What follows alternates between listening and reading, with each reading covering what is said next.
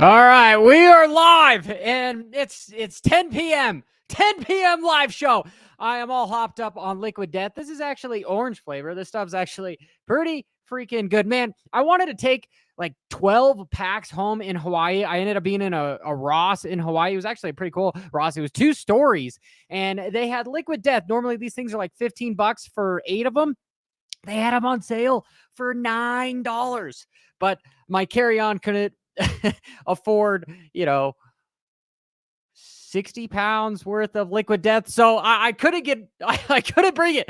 Anyway, my point here is I'm going to just pop everybody right now is that shouldn't Levi Kitchen have the overall because he goes 2-2, and with Tom Vial having a penalization for one position, you can see I'm all hopped up on this stuff. My words are even slurred by cutting the track or jumping off the track. Well, if we look at this, and here, let me make it a little bit bigger so that we can all see what is Degan doing.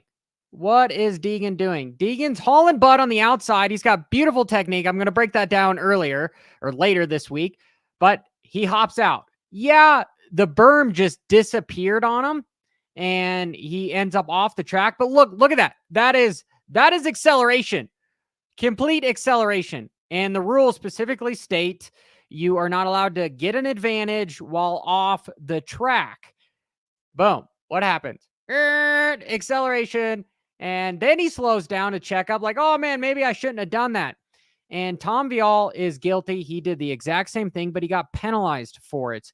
And with the points being where they are. Oh, by the way, here is the video sponsor, Precision Transport. Make sure you give them a call at 877-827-0618. They do freight loads. They do dry loads. They will ship anything across the country that you need. Make sure you give them a call. But my point being here is, are these the official points? Nope, that is not the official. Oh, this is actually the moto. We can see down here that here. Let me zoom in on this. Wrong screen. Wrong freaking screen. No, pop. Oh, it's control. Control plus is how you get that sucker to go up here. But hey, Tom Vial, Chase Himes is in third because Tom got penalized. It says right here, penalized one position for cutting the track. And Degan in that second moto where he wins, no penalty. And personally, I feel, not that I'm calling the kettle black, but just the simple point that if you are going to accelerate off track and you're going to penalize one rider for doing it in a different section, well, you can't really not penalize everybody for this. And do I want to say harsh words like favoritism because this kid won the race? And maybe it's because he checked up right there. But before that, he accelerated. He definitely accelerated. Then he slowed down and then got back on. And the distance here from when he got back on the track, okay, I'd have to try to measure that compared to when he got off the track. You could say that he didn't gain or really lose anything. But same thing goes for Tom Vial. My simple point is there's a lot of riders that ended up getting off the track, but only one rider got penalized. And I somewhat question why Tom was the guy that had the defect there. Because if I look back, I can't look back at the points. He was tied with 38 with Chance. He would have at least 39. It would be either 39 or 40 if he would have gotten that third moto. It wouldn't have helped him out overall wise because he still would have gotten third overall, just how the monkey swings. However, it doesn't mean anything. And for Degan, he would still be tied. Well, he would actually be tied for points now with 44. He wouldn't be in the lead and he wouldn't have gotten the overall as well. So I'm not here ostracizing Degan.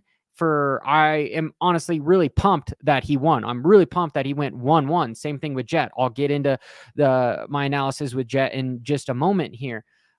My whole point is I want to know what you guys think in the comments as well. It just seems odd that one rider and another one that does the same offense doesn't. Like, the consistency just isn't quite there. And so if you have to bitch about something, that is what I'm going to bitch about, right? But if you saw my podcast, I said that this guy was going to win the race, and I said he's going to win the series, but I would really like to see Tom Vialle do it. So maybe I am biased because my boy Tom got penalized, and then, I guess I'm also a fanboy of Degan. He didn't get penalized. So am I mad? Am I not mad? Or whatever. That's how it happened for some reason. And I feel bad for Levi because that's a second time where he's got to win, at least in Salt Lake City, the championship taken away from him because of some just silly little things. And if I'm continuing on, since I've already talked about the primary guys with the 250s, they won by 35 seconds. That is a second a lap, basically, that these guys were gaining on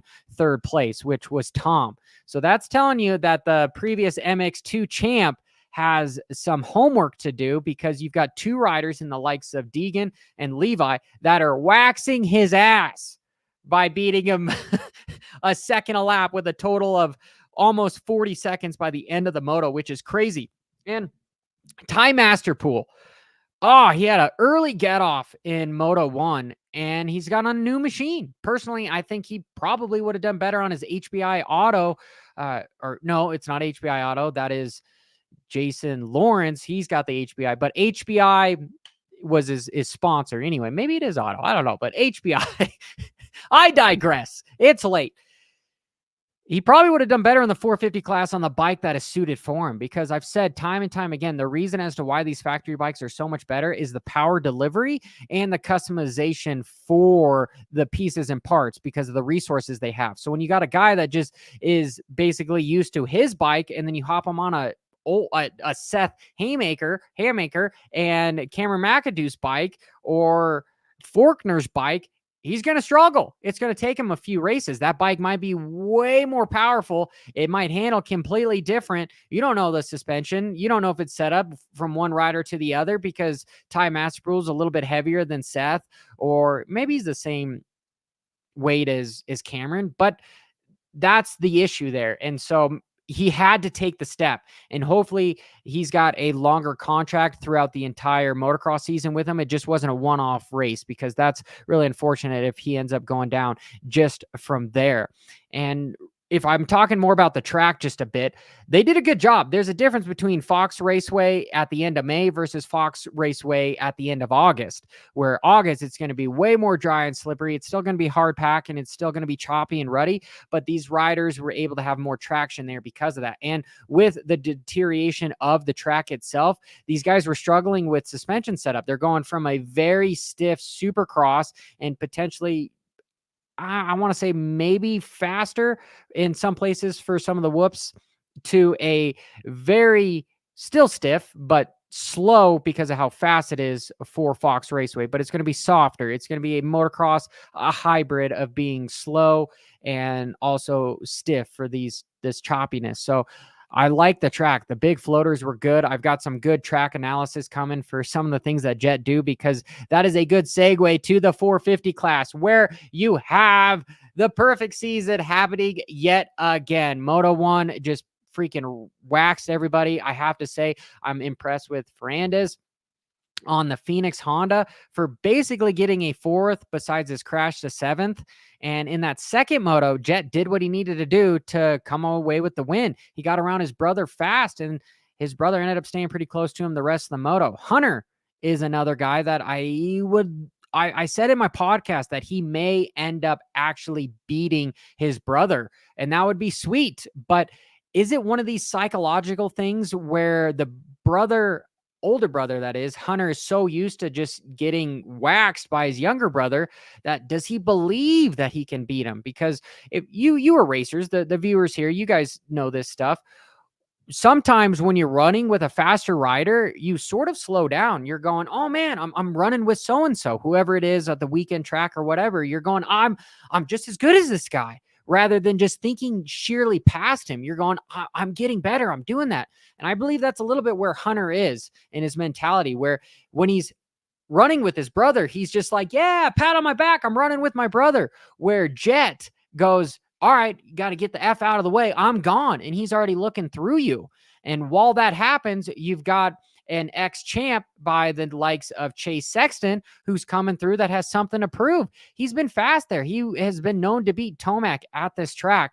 And so that first moto was surprising that he went down twice and then he got back up to around fourth, which the field is definitely a little decimated because there's not some heavy hitters with the likes of Eli, Webb, and AC is gone, but Ken Roxon as well. Like, this motocross season was going to be huge. And by the way, on Peacock, sometimes it's a little bit difficult to look for because I'm all looking for round 1 Fox Raceway, and it's actually effing round 18. And so, but if you think about it, it is round 18 of Super Motocross. But however, the indexing wanted to then be Super Motocross round 18, not Motocross round 18. I don't know.